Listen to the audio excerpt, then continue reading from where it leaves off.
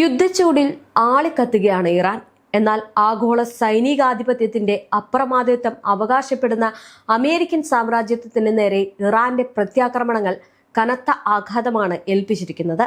കേവലം 2 ആഴ്ചയ്ക്കുള്ളിൽ 800 ദശലക്ഷം ഡോളറിന്റെ നാശനഷ്ടങ്ങൾ വരുത്തിക്കൊണ്ട് അമേരിക്കയുടെ സുരക്ഷാ കവചങ്ങളെ തകർന്നറിഞ്ഞ് ഈയൊരു നീക്കം കേവലം ഒരു സൈനിക പ്രതികരണം മാത്രമല്ല, മറിച്ച് പതിറ്റാണ്ടുകളായി തുടരുന്ന അധിനിവേശ രാഷ്ട്രീയത്തിനെതിരെയുള്ള സന്ധിയില്ലാത്ത ചെറുത്തുനിൽപ്പിന്റെ വിളംബരം കൂടിയാണ്. ജോർദാനിലെയും UAE-യിലെയും ആധുനിക താഡ് മിസൈൽ പ്രതിരോധ സംവിധാനങ്ങളെ ലക്ഷ്യമിട്ടതിലൂടെ സാങ്കേതിക തികവിൽ പിന്നിലല്ല എന്ന് ഇറാൻ ലോകത്തിനു മുന്നിൽ കാട്ടിക്കൊടുക്കുകയാണ്. ഡൊണാൾഡ് ട്രംപിന്റെയും ഇസ്രയേലിന്റെയും യുദ്ധതന്ത്രങ്ങൾ മേഖല ഒരു മഹാവിസ്ഫോടനത്തിലേക്ക് തള്ളിവിടുമ്പോൾ അമേരിക്കൻ താവളങ്ങൾ അഗ്നിക്കിരയാകുന്നത് ആഗോള രാഷ്ട്രീയ ഭൂപടത്തിൽ പുതിയൊരു ശക്തി സന്തുലനം രൂപപ്പെടുന്നതിന്റെ സൂചന കൂടിയാണ്.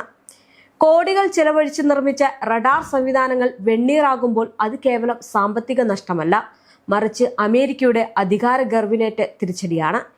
ഈ ഒരു സംഘർഷം മധ്യപൂർവേഷ്യയിലെ ഭൗമരാഷ്ട്രീയത്തെ മാറ്റിമറിക്കുമെന്നുള്ള കാര്യം ഉറപ്പാണ്.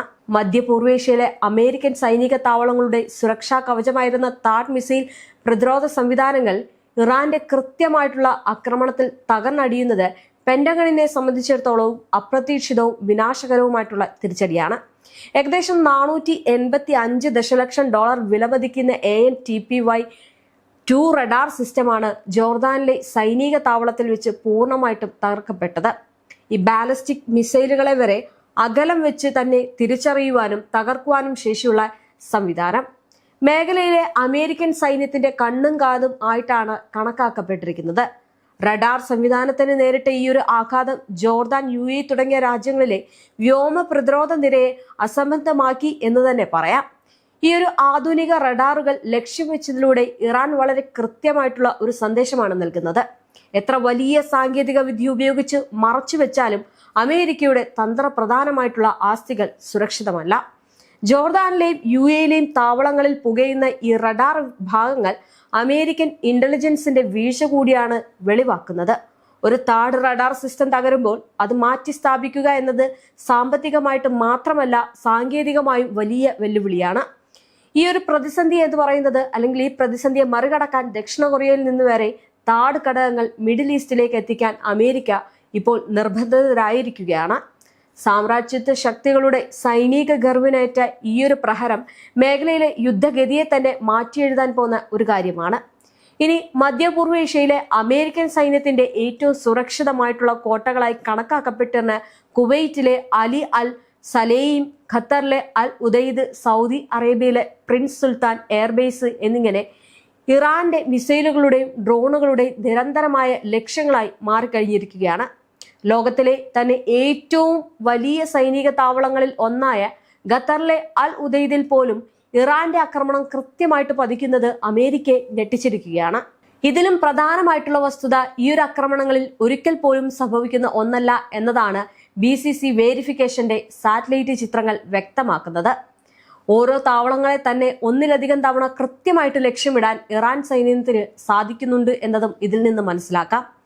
ഇത്തരത്തിൽ അത്യാധുനിക പ്രതിരോധ സംവിധാനങ്ങളെ വെടിവെച്ച് അമേരിക്കൻ താവളങ്ങളിലെ കൃത്യമായിട്ടുള്ള സ്ഥാനങ്ങൾ കണ്ടെത്താൻ ഇറാനെ സഹായിക്കുന്നത് റഷ്യയുടെ ഇന്റലിജൻസ് പിന്തുണയാണെന്ന റിപ്പോർട്ടുകൾ ആഗോള രാഷ്ട്രീയത്തിൽ വൻ ചലനമാണ് സൃഷ്ടിച്ചിട്ടുള്ളത്. റഷ്യയുടെ നിരീക്ഷണ ഉപഗ്രഹങ്ങളിൽ നിന്നുള്ള വിവരങ്ങൾ തത്സമയം ഇറാനിലേക്ക് ഒഴുകുന്നത് അമേരിക്കൻ സൈന്യത്തിന്റെ നീക്കങ്ങളെ മുൻകൂട്ടി അറിയാൻ ഇറാനെ സഹായിക്കുന്നു. റഷ്യയും ഇറാനും തമ്മിലുള്ള ഈ ഒരു സൈനിക സഹകരണം വെറുമൊരു പ്രതിരോധ ഇടപാടല്ല, മറിച്ച് അമേരിക്കയുടെ ആഗോള മേധാവിത്വത്തെ വെല്ലുവിളിക്കുന്ന ഒരു പുതിയ അധികാര കേന്ദ്രത്തിന്റെ രൂപീകരണമാണ്. സൗദിയിലെ പ്രിൻസ് സുൽത്താൻ ബേസിലെ റഡാർ ഘടകങ്ങളിൽ നിന്ന് പുക ഉയരുന്ന ദൃശ്യങ്ങൾ സാറ്റലൈറ്റുകളിൽ തെളിയുമ്പോൾ അത് അമേരിക്കയുടെ രഹസ്യാത്മകതയ്ക്കും സുരക്ഷിതത്വത്തിനും ഏറ്റവും കനത്ത പ്രഹരമാണ്. ലോകത്തിലെ പുതിയൊരു ശീതയുദ്ധത്തിലേക്കല്ല, മറിച്ച് സാമ്രാജ്യത്തിന്റെ അധിനിവേശത്തിന്റെയും അന്ത്യം കുറിക്കുന്ന നേരിട്ടുള്ള പോരാട്ടത്തിലേക്കാണ് നീങ്ങുന്നത് എന്നതിന് ഈ താവളങ്ങളുടെ തകർച്ച സാക്ഷ്യം വഹിക്കുന്നു. മധ്യപൂർവേഷ്യയിലെ ഈ ഒരു അനാവശ്യ യുദ്ധം അമേരിക്കൻ ഖജനാവിനെ പാപ്പരാക്കിക്കൊണ്ടിരിക്കുകയാണ് എന്നതിന്റെ വ്യക്തമായിട്ടുള്ള സൂചനകളാണ് പുറത്തുവരുന്നത്. യുദ്ധം ആരംഭിച്ച് വെറും 12 ദിവസങ്ങൾ പിന്നിടുമ്പോൾ $16.5 ബില്യൺ ഏകദേശം 1.3 ലക്ഷം കോടി രൂപ അമേരിക്കയ്ക്ക് ചെലവഴിക്കേണ്ടി വന്നു എന്നതാണ് സാമ്പത്തിക വിദഗ്ധരെ പോലും ഞെട്ടിച്ചിരിക്കുന്നത്. ഇതിനു പുറമെ പ്രതിരോധ സെക്രട്ടറി പീറ്റ് ഹെഡ്സെത്ത് അടിയന്തരമായിട്ട് $2000 ബില്യൺ കൂടി യുദ്ധഫണ്ടിലേക്ക് ആവശ്യപ്പെട്ടത് അമേരിക്കൻ ജനതയ്ക്കിടയിൽ വലിയ പ്രതിഷേധത്തിന് കാരണമായിട്ടുണ്ട്. കൊല്ലാൻ പണം വേണം എന്നതിന്റെ ഹെഡ്സെത്തിന്റെ പ്രസ്താവന ആധുനിക ലോകത്തിന് തന്നെ അപമാനകരമാണ്. സ്വന്തം നാട്ടിലെ പണപ്പെരുപ്പവും തൊഴിലില്ലായ്മയും പരിഹരിക്കുന്നതിന് പകരം സാധാരണക്കാരന്റെ കഠിനാധ്വാനത്തിലൂടെ ലഭിക്കുന്ന നികുതി പണം അന്യരാജ്യങ്ങളിലെ അധിനിവേശത്തിനും ബോംബുകൾ വർഷിക്കാനും ഉപയോഗിക്കുന്നത് ഒരു ജനാധിപത്യ രാജ്യത്തിന് ചേർന്നതല്ല എന്നാണ് അവിടുത്തെ ജനം പറയുന്നത്. യുദ്ധത്തിന്റെ ആദ്യ 2 ആഴ്ചയ്ക്കുള്ളിൽ തന്നെ $800 മില്യൺ ഏകദേശം 6600 കോടി രൂപ വിലമതിക്കുന്ന സൈനിക ആസ്തികൾ ഇറാന്റെ മിസൈലുകൾക്ക് മുന്നിൽ തകർന്നടിഞ്ഞു എന്നത് അമേരിക്കയെ സംബന്ധിച്ചിടത്തോളം അവിശ്വസനീയമായിട്ടുള്ള ഒരു തിരിച്ചടിയായിരുന്നു. ഇതിൽ സിംഹഭാവവും വരുന്നത് ജോർദാനിലും UAE-യിലുമായിട്ട് തകർക്കപ്പെട്ട താഡ് മിസൈൽ പ്രതിരോധ സംവിധാനങ്ങളുടെ റഡാറുകളിൽ നിന്നാണ്. $485 മില്യൺ വിലമതിക്കുന്ന ഒരു സിംഗിൾ റഡാർ യൂണിറ്റ് നിമിഷങ്ങൾക്കുള്ളിൽ ഇല്ലാതെയാകുമ്പോൾ അത് അമേരിക്കയുടെ സാങ്കേതിക മേധാവിത്വത്തെ തന്നെ പരിഹസിക്കുന്ന ഒന്നായിട്ട് മാറുന്നു. ഇതിനു പുറമെ കുവൈറ്റിലും ഖത്തറിലും താവളങ്ങളിലെ അത്യാധുനിക ഉപഗ്രഹ വിനിമയ സംവിധാനങ്ങൾക്കും കെട്ടിടങ്ങൾക്കുമുണ്ടായ $310 മില്യൺ നാശനഷ്ടങ്ങൾ അമേരിക്കൻ സൈന്യത്തിന്റെ ദൈനംദിന പ്രവർത്തനങ്ങളെ തന്നെ മന്ദഗതിയിലാക്കിയിരിക്കുകയാണ്. ലോകത്തിലെ ഏറ്റവും ഉയർന്ന പ്രതിരോധ ബജറ്റുള്ള രാജ്യമെന്ന് അഹങ്കരിക്കുമ്പോഴും താരതമ്യേന കുറഞ്ഞ ചെലവിൽ നിർമ്മിച്ച ഇറാന്റെ മിസൈലുകൾ കോടിക്കണക്കിന് ഡോളറിന്റെ അമേരിക്കൻ സംവിധാനങ്ങളെ ചാരമാക്കുന്നു എന്നത് യുദ്ധതന്ത്രത്തിലെ വലിയൊരു മാറ്റത്തെയാണ് സൂചിപ്പിക്കുന്നത്. ഈ തകർന്ന സംവിധാനങ്ങൾ പുനഃസ്ഥാപിക്കാൻ മാസങ്ങളോ വർഷങ്ങളോ എടുത്തേക്കാം. അതിനായി വീണ്ടും ശതകോടിക്കണക്കിന് ഡോളർ ചിലവാക്കേണ്ടി വരും എന്നതും അമേരിക്കൻ സമ്പദ് വ്യവസ്ഥയ്ക്ക് താങ്ങാനാവുന്നതിനും അപ്പുറമാണ്. ഈ ഒരു $800 മില്യൺ നഷ്ടം കേവലം അക്കങ്ങളല്ല, മറിച്ച് അമേരിക്കൻ സാമ്രാജ്യത്വത്തിന്റെ സുരക്ഷാ മതിലുകളിൽ വീണ വലിയ വിള്ളലുകളാണ്. ഈ സാമ്പത്തിക ആഘാതം കേവലം യുദ്ധച്ചെലവുകളിൽ മാത്രം ഒതുങ്ങുന്നില്ല. ഇറാന്റെ പ്രത്യാക്രമണത്തിൽ തകർന്ന $800 മില്യൺ വിലമതിക്കുന്ന സൈനിക ആസ്തികൾ പുനഃസ്ഥാപിക്കുക എന്നത് അമേരിക്കയ്ക്ക് വലിയൊരു ബാധ്യതയായിട്ട് മാറും. കൂടാതെ ലോകത്തിലെ ഏറ്റവും പ്രധാനപ്പെട്ട വ്യാപാര പാതയായിട്ടുള്ള ഹോർമുസ് കടലിടുക്ക് അടയ്ക്കപ്പെടുമെന്ന ഭീഷണി ആഗോള വിപണിയിൽ എണ്ണവില കുതിച്ചുയരാൻ കാരണമാക്കിയിട്ടുണ്ട്. ഇത് അമേരിക്കയിലെ ആഭ്യന്തര വിപണിയെയും ദോഷകരമായി ബാധിക്കും എന്നതിൽ സംശയമില്ല.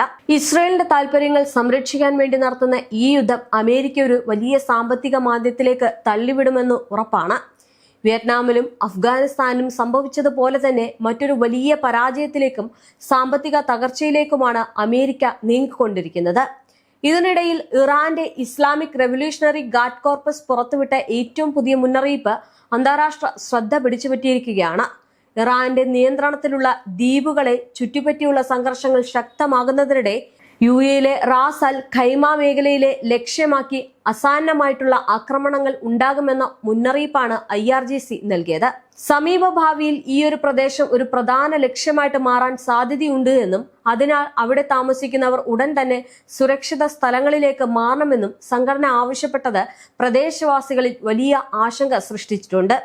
ഇറാൻ നിയന്ത്രിത ദ്വീപുകളുമായിട്ട് ബന്ധപ്പെട്ട സൈനികമോ തന്ത്രപരമായിട്ടുള്ള കാര്യങ്ങളോ ആയ പ്രവർത്തനങ്ങളിൽ റാസ് അൽ ഖൈമ ഉപയോഗിക്കപ്പെടുന്നതായിട്ട് ആരോപിച്ചുകൊണ്ട് ഈ ഒരു മുന്നറിയിപ്പ് ഉയർത്തിയത്. ഈ ഒരു സാഹചര്യത്തിൽ എമിറാത്തി അധികാരികൾ അപകടകരമായിട്ടുള്ള ഒരു പാത പിന്തുടരുകയാണെന്നും ഏതെങ്കിലും ആക്രമണപരമായിട്ടുള്ള സംഭവങ്ങൾ ഉണ്ടായാൽ അതിന്റെ മുഴുവൻ ഉത്തരവാദിത്വവും അവർക്കായിരിക്കുമെന്നും IRGC വ്യക്തമാക്കിയിട്ടുണ്ട്. മുന്നറിയിപ്പിനൊപ്പം പ്രസിദ്ധീകരിച്ച ഒഴിപ്പിക്കൽ ഭൂപടം സ്ഥിതിഗതികളുടെ ഗൗരവം കൂടുതൽ വ്യക്തമായിട്ട് ചൂണ്ടിക്കാണിക്കുന്നു. അടയാളപ്പെടുത്തിയ മാർഗങ്ങൾ ഉപയോഗിച്ച് ഏകദേശം വിട്ടുപോകണമെന്ന് നിർദ്ദേശിച്ചതോടെ ഇതൊരു സാധാരണ ഭീഷണി മാത്രമല്ല, സാധ്യതയുള്ള സൈനിക നടപടിയുടെ മുൻസൂചനയാണെന്ന വിലയിരുത്തലുകൾ ശക്തമാവുകയാണ്.